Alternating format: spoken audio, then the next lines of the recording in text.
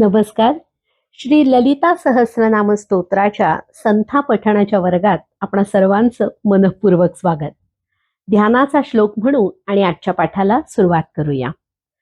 सिंदूरारुण विग्रहां त्रिनयनां माणिक्य मौली स्फुरत तारानायक शेखरां स्मितमुखे मापीनवक्षोरुहां पाणिभ्यामलिपूर्णरत्नचषकं रक्तोत्पलं बिभ्रतिं सौम्यां रत्नघटस्थरक्तचरणां ध्यायेत् परामंबिकाम्. आज आपण जो म्हणणार आहोत तो 8वा श्लोक असा आहे.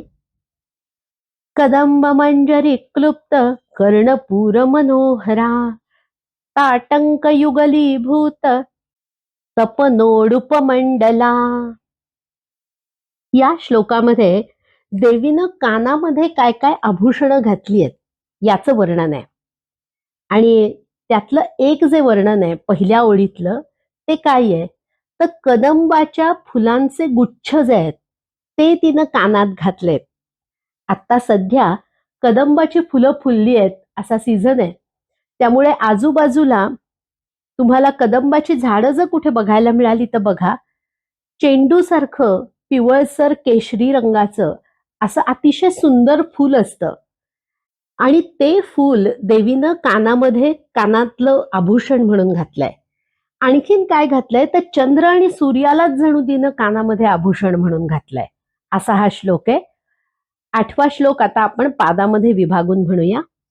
कदंब मंजरी क्लुप्त कदंब मंजरी क्लुप्त कदंब मंजरी क्लुप्त कदंब मंजरी क्लुप्त कदंब मंजरी क्लुप्त कर्णपूर मनोहरा कर्णपूर मनोहरा कर्णपूर मनोहरा कर्णपूर मनोहरा कर्णपूर मनोहरा कदंब मंजरी क्लुप्त कर्णपूर मनोहरा कदंब मंजरी क्लुप्त कर्णपूर मनोहरा कदंब मंजरी क्लुप्त कर्णपूर मनोहरा कदंब मंजरी क्लुप्त कर्णपूर मनोहरा कदंब मंजरी क्लुप्त कर्णपूर मनोहरा ताटंक युगलीभूत ताटंक युगलीभूत ताटंक युगलीभूत ताटंक युगलीभूत ताटंक युगलीभूत तपनोडुपमंडला तपनोडुपमंडला तपनोडुपमंडला तपनोडुपमंडला तपनोडुपमंडला ताटंक युगलीभूत तपनोडुपमंडला ताटंक युगलीभूत तपनोडुपमंडला ताटंक युगलीभूत तपनोडुपमंडला ताटंक युगलीभूत तपनोडुपमंडला. संपूर्ण श्लोक एकदा म्हणूया. कदंब मंजरी क्लुप्त कर्णपूर मनोहरा ताटंक युगलीभूत तपनोडुपमंडला. आता 9वा श्लोक म्हणूया. या श्लोकामध्ये देवीचे गाल कसे आहेत आणि तिचे ओठ कसे आहेत याचं वर्णन आहे. आणि आपण मागं म्हटल्याप्रमाणे लाल रंग आणि लाल रंगाच्या विविध छटा याचं महत्व या देवीच्या रूपामध्ये खूप आहे. तिच्या गालाचं वर्णन करताना असं म्हटलंय की छोटे छोटे माणिक जे असतात, लाल गुलाबी रंगाचं जे माणिक नावाचं रत्न असतं त्या माणकांसारखे असे चमकदार तिचे गाल दिसत आहेत.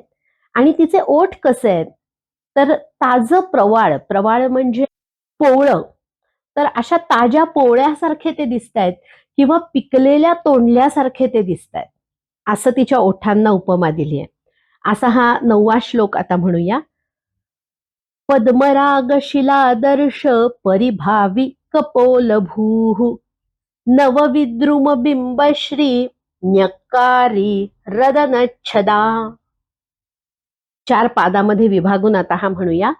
पद्मराग शिलादर्श पद्मराग शिलादर्श पद्मराग शिलादर्श पद्मराग शिलादर्श पद्मरागशिलादर्श परिभावि कपोलभूः परिभावि कपोलभूः परिभावि कपोलभूः परिभावि कपोलभूः परिभावि कपोलभूः पद्मरागशिलादर्श परिभावि कपोलभूः पद्मरागशिलादर्श परिभावि कपोलभूः पद्मरागशिलादर्श परिभावि कपोलभूः पद्मरागशिलादर्श परिभावि कपोलभूः पद्मरागशिलादर्श परिभावि कपोलभूः नवविद्रुमबिम्बश्री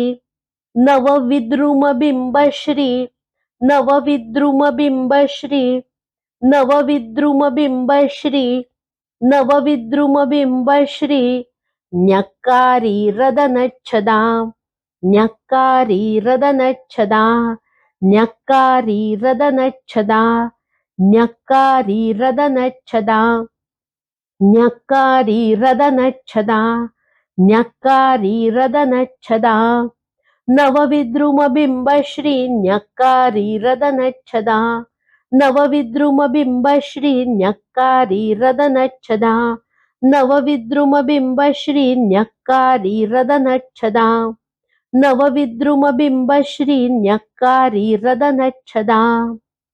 आता संपूर्ण श्लोक एकदा म्हणूया.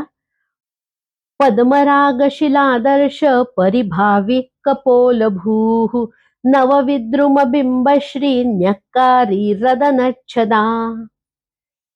आज आपण 8वा आणि 9वा असे 2 श्लोक म्हणायला शिकलो. आजचा भाग इथं थांबूया.